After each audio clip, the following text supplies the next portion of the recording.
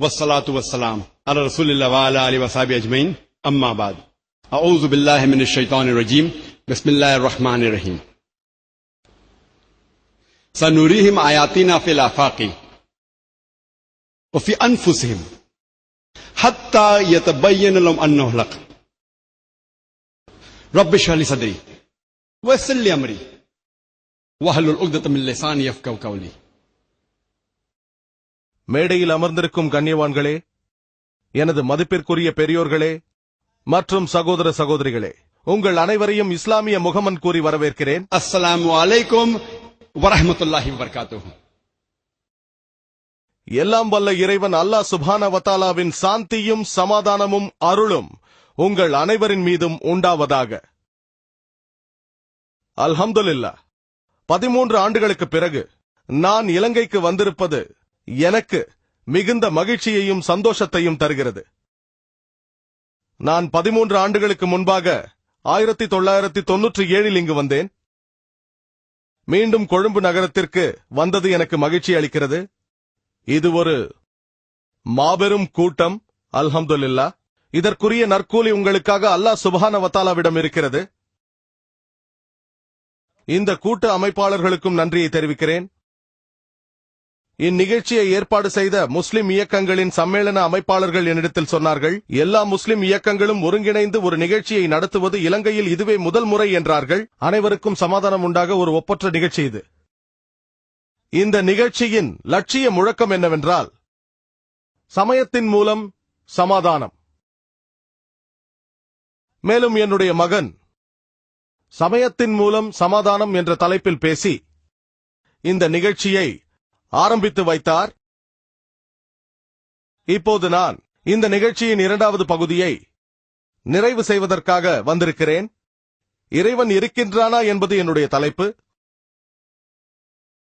என்னுடைய மகன் ஃபாரிக் நாயக் பேசியதை கேட்டீர்கள்.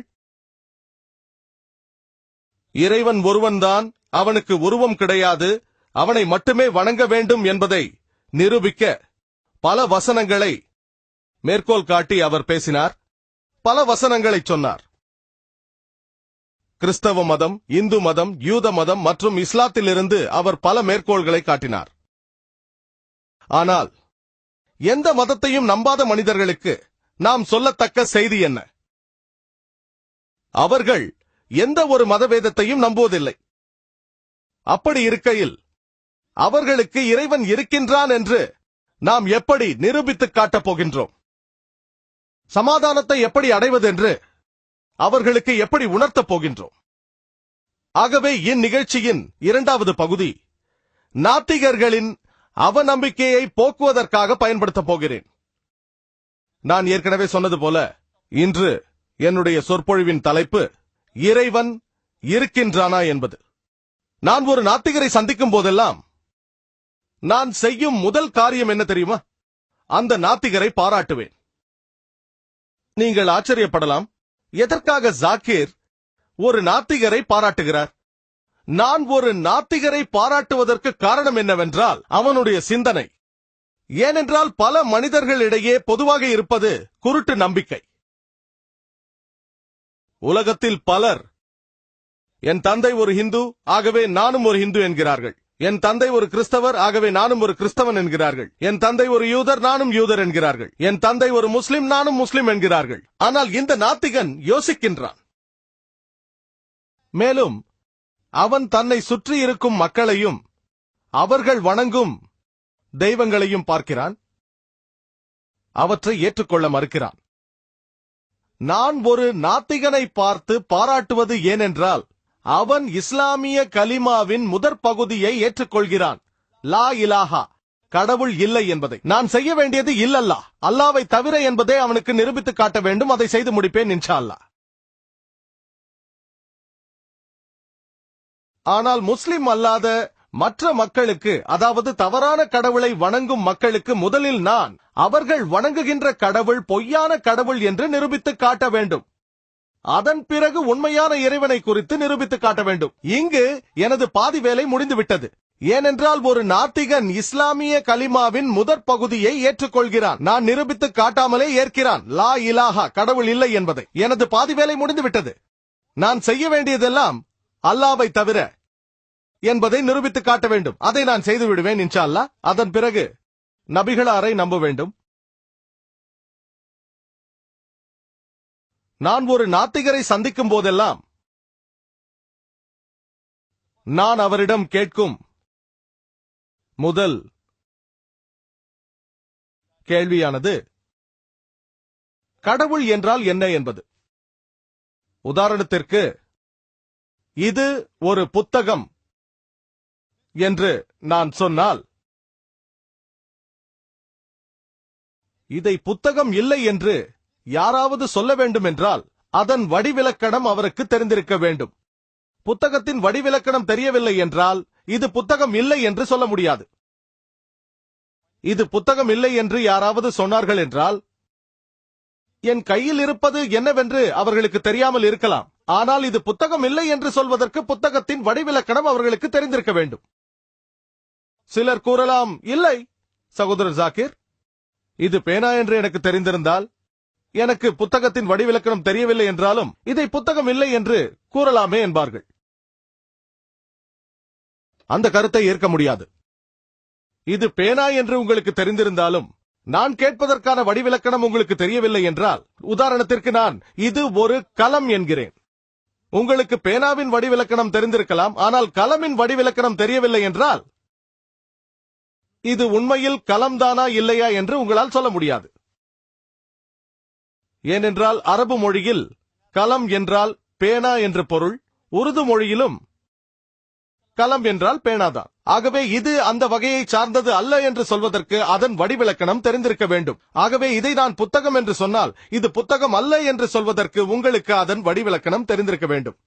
உங்களுக்கு தெரியவில்லை என்றால் இதை புத்தகம் அல்ல என்று சொல்ல முடியாது. அதே போல கடவுள் இல்லை என்று சொல்லும் நபருக்கு கடவுளின் வடிவிலக்கணம் தெரிந்திருக்க வேண்டும். கடவுளை பற்றி தெரியவில்லை என்றால் கடவுள் இல்லை என்று சொல்ல முடியாது. இந்த நாத்திகன் தன்னை சுற்றி இருக்கும் மனிதர்கள் எவ்வாறு பல வகையான கடவுள்களை வணங்குகிறார்கள் என்பதை பார்த்துத்தான் கடவுளை குறித்து புரிந்து கொள்கிறான். அதன் பிறகு அவன் யோசிக்கின்றான், இந்த கடவுளும் என்னைப் போலத்தானே இருக்கிறார். இந்த கடவுளுக்கு உணவு தேவை, ஓய்வு தேவை, உறக்கம் தேவை, அவருக்கு உதவியும் தேவை. ஆகவே இப்படிப்பட்ட கடவுளை நம்பி என்ன பிரயோஜனம் என்று யோசிக்கிறார்.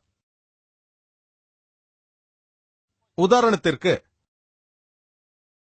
யாராவது ஒருவர் எனக்கு இஸ்லாத்தின் மீது நம்பிக்கை இல்லை, அது தீவிரவாதிகளின் மதம், அங்கு பெண்களுக்கு சுதந்திரம் இல்லை, அங்கு மனிதர்களுக்கே சுதந்திரம் இல்லை, அதில் விஞ்ஞானபூர்வமான உண்மைகள் இல்லை, ஆகவே இப்படிப்பட்ட ஒரு மதமான இஸ்லாம் மதத்தின் மீது எனக்கு நம்பிக்கை இல்லை என்று சொன்னால், தீவிரவாதத்தை ஆதரிக்கும் மதத்தின் மீது எனக்கும் நம்பிக்கை இல்லை என்று நான் அவருக்கு பதில் கூறுவேன்.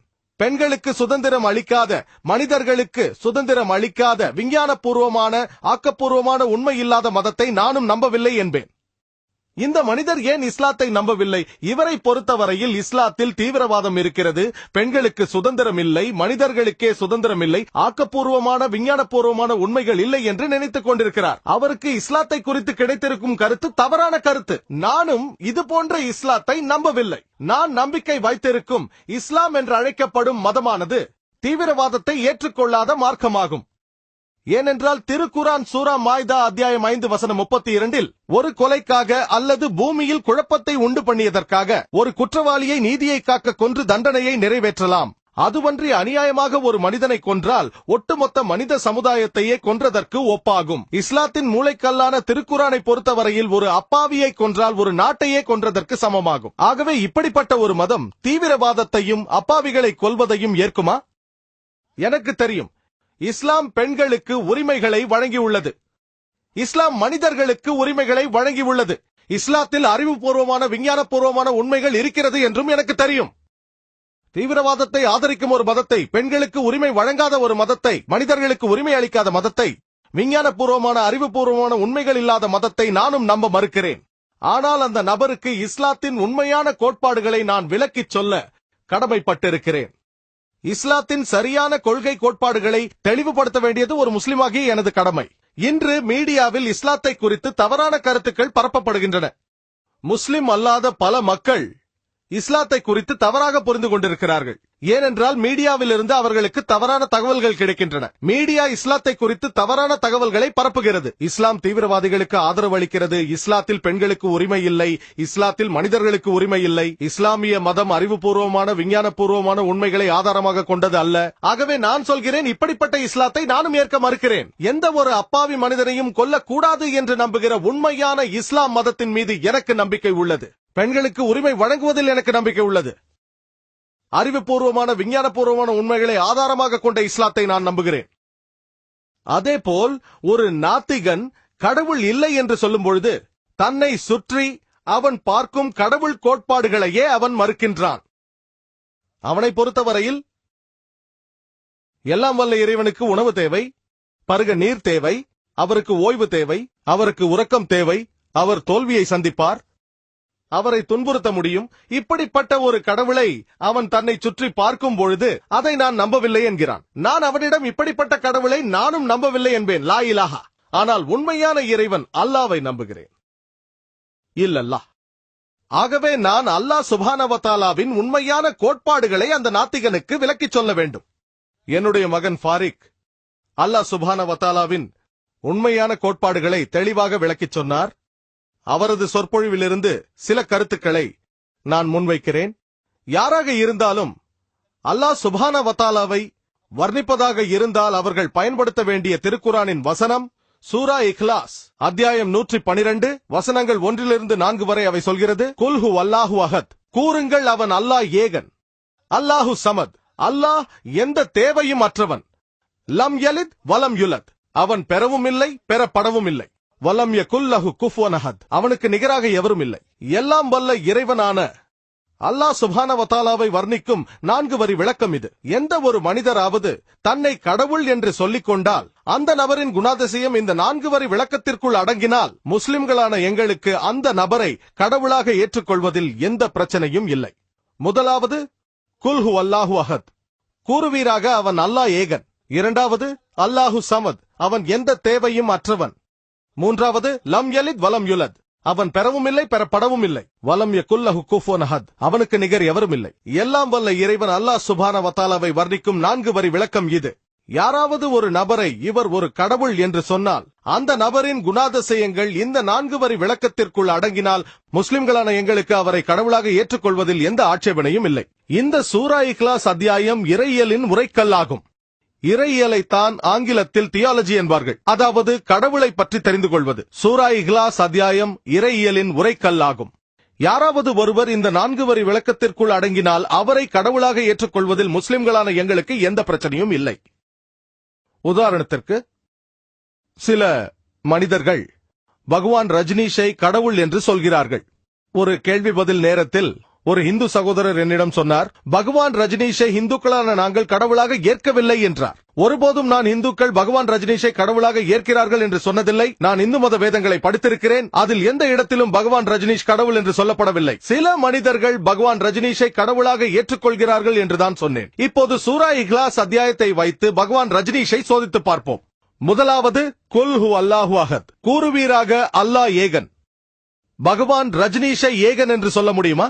தான் கடவுள் என்ற கோரிக்கையை அவர் ஒருவர்தான் முன்வைத்தாரா? ஆயிரக்கணக்கானோர் அந்த கோரிக்கையை முன்வைத்துள்ளார்கள். நீங்கள் எனது நாடான இந்தியாவை பார்த்தீர்களேயானால் நூற்றுக்கணக்கானோர் ஆயிரக்கணக்கானோர் தங்களை கடவுள் என்று சொல்லிக் கொண்டிருக்கிறார்கள். ஆகவே பகவான் ரஜினிஷ் இதில் தனித்தன்மை வாய்ந்தவர் அல்ல. ஆனால் பகவான் ரஜினிஷின் பக்தரை கேட்டால் அவர் வித்தியாசமானவர் என்பார், தனித்தன்மை வாய்ந்தவர் என்பார்கள். ஆகவே அடுத்த பரிசோதனைக்கு செல்வோம். அல்லாஹு சமத், அவன் நித்தியன், எத்தேவையும் அற்றவன். ரஜினிஷ் எத்தேவையும் அற்றவரா? அவருடைய சுயசரிதையை படித்து பார்த்தால் அதில் அவர் ஆஸ்துமா நோயால் பாதிக்கப்பட்டதாக குறிப்பிடப்பட்டுள்ளது. அவருக்கு நீரிழிவு நோயும் முதுகு வலியும் இருந்ததாம். யோசித்து பாருங்கள், எல்லாம் வல்ல இறைவன் முதுகு வலியாலும் ஆஸ்துமா நோயாலும் நீரிழிவு நோய்